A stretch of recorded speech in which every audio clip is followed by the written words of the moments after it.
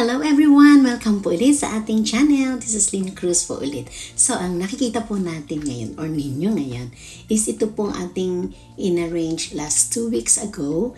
And dahil marami pong nagtatanong sa atin kung paano ko ba dinidiligan, kasi sinasabi ko nga din po sa ating videos na dapat after 2 weeks pa bago natin diligan at saka dapat din hindi natin mababasain yung mga leaves ng ating mga succulents. Okay, so ito po yung ginagamit ko na pangdilig, no? Para hindi mabasa yung mga leaves. Ngayon, tatanong natin bakit tayo hindi pwedeng mabasa yung leaves kung didiligan.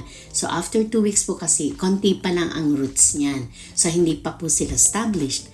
Ngayon, kapag po basa yung kanilang mga leaves, kakapitan po ito ng mga fungus, mga mealybugs. So ang mangyayari po is mamamatay siya, yung mga dahon niya maglalagas. So wala na tayong succulents.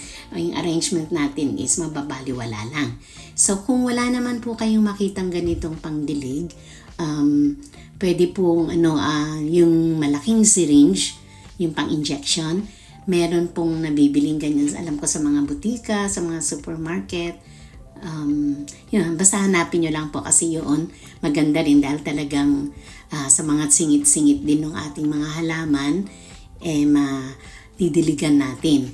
Hindi talaga natin maiiwasan talaga natin na mabasa yung mga dahon niya o yung mga leaves, okay? So, yun lang po, kailangan talaga na alagaan natin yung ating mga succulents.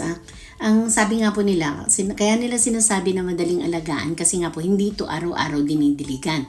Unlike yung mga ibang halaman natin, kailangan talaga araw-araw. Pag hindi natin nadiligan ng kahit 1 hanggang 2 araw lang, mamamatay na. So ito pong succulents, hindi. So after naman pong madiligan natin ito, wag po muna natin dadalhin sa direct sunlight. Hintay tayo ng 1 week, dun muna po siya sa dati niyang kinalalagyan na sa shaded area. Okay, so yun lang po yung mga nagtatanong po kung paano natin diligan.